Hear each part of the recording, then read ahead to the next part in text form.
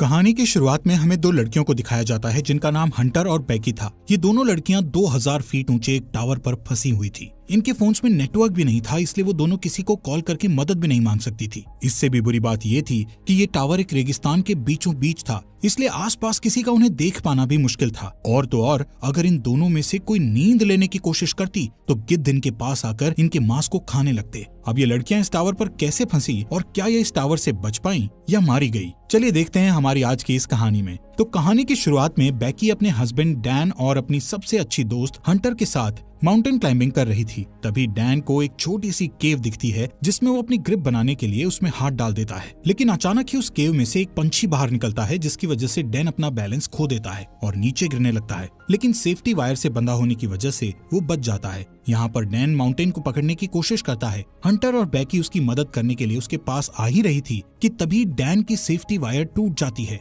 और वो नीचे गिरकर मर जाता है। यहाँ से सीन प्रेजेंट में 1 साल बाद दिखाया जाता है, जहाँ बेकी आज भी उस इंसिडेंट में मरे अपने हस्बैंड को याद करके बहुत दुखी थी। वो काफी ज्यादा ड्रिंक करने लगी थी, जिससे वो डिप्रेशन में थी। उसकी इस बात से उसके फादर जेम्स उसको लेकर काफी परेशान थे। वो बेकी को उस इंसिडेंट से मूव ऑन करने को कहते हैं, लेकिन बेकी उनकी कोई बात मानने को तैयार नहीं थी। एक दिन बेकी अपनी लाइफ से परेशान होकर बहुत सारी दवाइयां एक साथ खाकर सुसाइड करने की कोशिश करती है कि तभी उसके फोन पर हंटर का कॉल आता है, जिससे वो सुसाइड नहीं करती। अगले दिन हंटर उसके घर जाती है। हंटर बेकी को उस इंसिडेंट से बाहर निकालने के लिए उसको कहती है कि उसने B67 टीवी टावर पर क्लाइंब करने का प्लान बनाया है और जिसमें तू भी मेरे साथ क्लाइंबिंग करने चल रही है। अब क्योंकि हंटर जानती थी कि बेकी को एडवेंचर प्लेसेस पर जाना बहुत पसंद था और काफी लंबे समय से उसने कोई एडवेंचर भी नहीं किया था, बेकी जो इस टाइम काफी परेशान थी, इसलिए वो हंटर को क्लाइंबिंग करने से मना कर देती है। लेकिन नेक्स्ट मॉर्निंग जब वो किचन में रखी अपनी मेडिसिन लेने जाती है तो वो थोड़ा सोचते हुए डिसाइड करती है कि वो उसके साथ क्लाइंबिंग करने जाएगी। इसके बाद हंटर और बेकी दोनों उस टावर की ओर निकल जाते हैं। रास्ते में बेकी हंटर के फोन में उसकी कुछ पुरानी फोटोज देखने लगती है। जैसे ही वो स्क्रॉल करते हुए आगे और फोटोज देखती है तो हंटर की एक फोटो में वो नोटिस करती है कि हंटर के कंधे पर एक लड़के का हाथ था।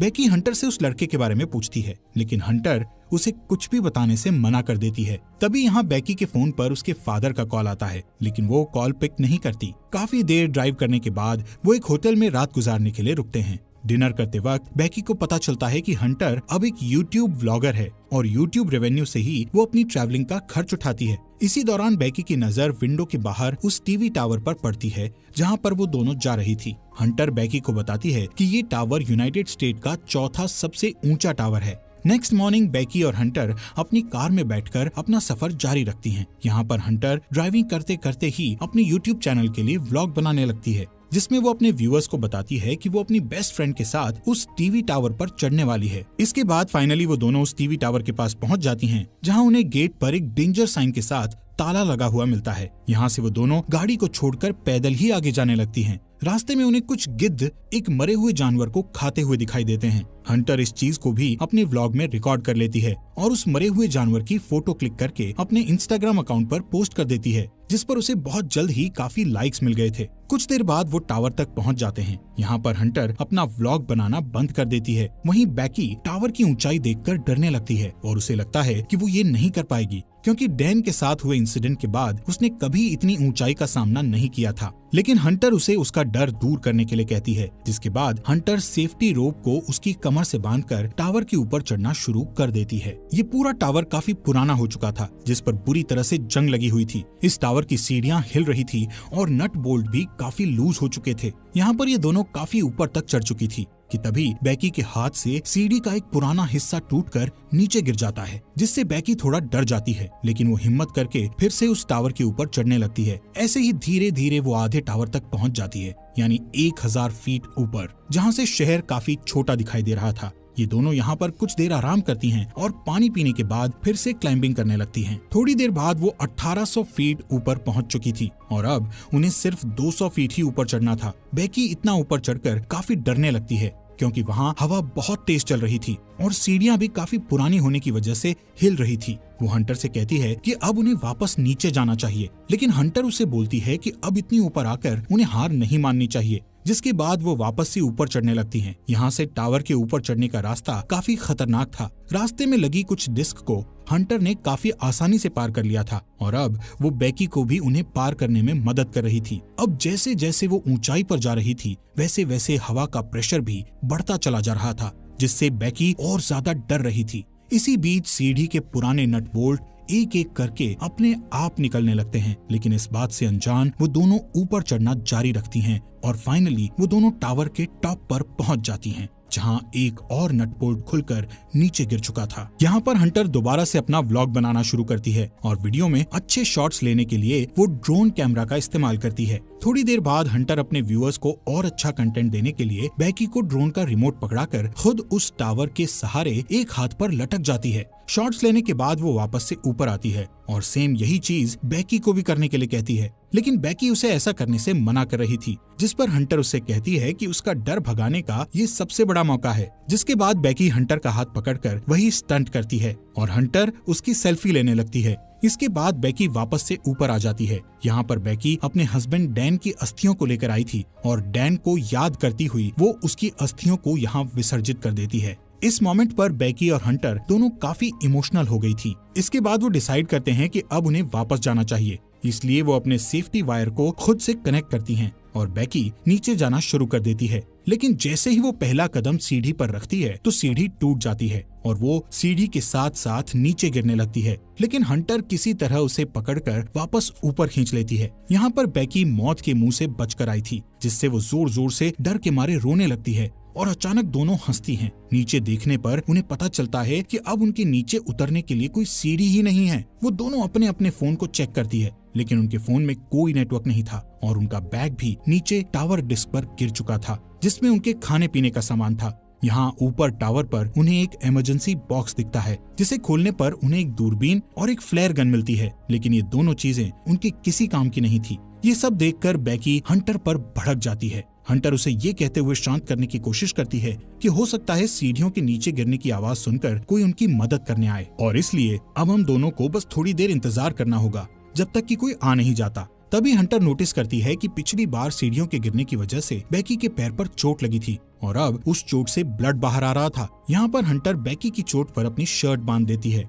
कुछ समय बाद बेकी हंटर से पूछती है कि उसने व्लॉगिंग क्यों शुरू की, जिस पर हंटर गलती से डैन का नाम ले लेती है, जिससे बेकी के मन में हंटर के प्रति शक बैठ जाता है। कुछ देर बाद हंटर अपना फोन चेक करती है, जहां उसने कुछ देर पहले अपनी सोशल साइट पर एक मरे हुए जानवर की फोटो अपलोड की थी, जिससे उन्हें एक आइडिया आता है कि वो अपने फोन पर एक हेल्प मैसेज टाइप करेंगे और उस फोन को रस्सी से बांधकर नीचे लटका देंगे, ये सोचकर कि शायद नीचे जाने पर फोन में सिग्नल आ जाए और उनकी पोस्ट अपलोड हो जाए। हालांकि उनकी ये कोशिश नाकामयाब हो जाती है। इसके बाद उन्हें लगता है कि जरूर जमीन पर तो नेटवर्क होगा ही, इसीलिए वो उस फोन को अपने जूते में डालकर उसके चारों ओर अपनी जुराबें फंसाकर जूते को नीचे गिरा देती हैं। यहाँ टावर पर अचानक बेकी का ध्यान हंटर के दूसरे पैर पर जाता है, जहाँ 143 का टैटू बना हुआ था, जिसे देखकर उसे याद आता है कि उसका हस्बैंड डैन हमेशा उसे आई लव यू कहने के लिए 143 कोड का इस्तेमाल करता था। लेकिन बेकी इस चीज को भी इग्नोर करके इस टावर से नीचे उतरने के लिए कोई और आइडिया सोचने लगती है।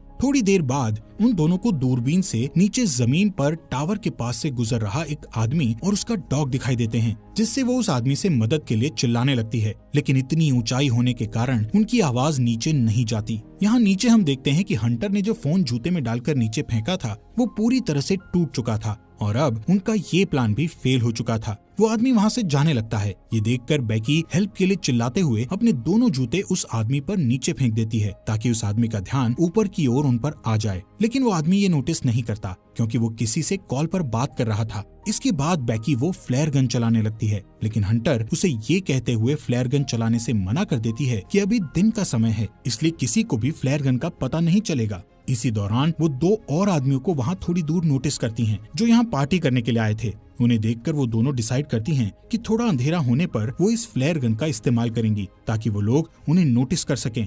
कुछ देर बाद रात हो जाती है और बेकी फ्लेयर गन का इस्तेमाल करती है, जिससे वो दो आदमी उन्हें देख लेते हैं। यहाँ पर बेकी और हंटर अपने हाथ हिलाते हुए और जोर जोर से चिल्लाकर उनसे मदद मांगने की कोशिश करती है। इसके बाद वो दोनों दूरबीन से देखते हुए नोटिस करती है कि वो दोनों आदमी हंटर की कार के पास जा रहे थे, जिसे देखकर दोनों खुश हो जाती है। लेकिन उनकी मदद करने के बजाय वो आदमी उनकी कार को चुराकर वहाँ से भाग जाते हैं। ये देखकर वो दोनों काफी दुखी हो गई थी और अब उन्हें जल्दी से कोई नया आइडिया भी समझ नहीं आ रहा था कि अब वो क्या करे। यहाँ पर बैकी हंटर से उसके पैर के टैटू के बारे में पूछ ही लेती है, जहाँ हंटर ये रिवील करती है कि उसका डैन के साथ 6 महीने तक अफेयर रहा था। इसके लिए वो उससे माफी मांगती है कि उसने उसके हस्बैंड के साथ हुकअप करके काफी बड़ी गलती करी। हंटर बताती है कि डैन उसे अच्छा लगता था और वो उससे प्यार भी करती थी, लेकिन डैन बैकी से ज्यादा प्यार करता था, इसलिए उसने जल्दी ही डैन से ब्रेकअप कर लिया था। बैकी ये सुनकर और भी ज्यादा डिसअपॉइंट हो जाती है कि उसकी बेस्ट फ्रेंड और उसका हस्बैंड दोनों ही उसे चीट कर रहे थे। अगली सुबह बैकी फोन चेक करती है, जहां उसे पता चलता है कि इस टावर पर चढ़े उन्हें 24 घंटे बीत चुके हैं। अब क्योंकि उन्हें काफी भूख और प्यास भी लग रही थी, इसलिए हंटर डिसाइड करती है कि वो नीचे डिस्क पे जाके अपने बैग को लेकर आएगी, जिसके लिए वो सेफ्टी रोप को टावर से बांधकर नीचे उतरने लगती है। लेकिन डिस्क से थोड़ी दूर पर वो रस्सी छोटी पड़ जाती है, जिससे हंटर उस बैग तक नहीं पहुंच पाती। अब उसके पास कोई और चारा नहीं था, इसलिए हंटर अपने साथ बड़ी रस्सी खोलकर उस पर लटककर जंप लेते हुए डिस्क पर कूद जाती है। वो बैग को उठाकर उसमें से पानी की बोतल निकालकर पीने लगती है। इसके बाद वो अपनी सेल्फी स्टिक की मदद से बैग को रस्सी से लटका देती है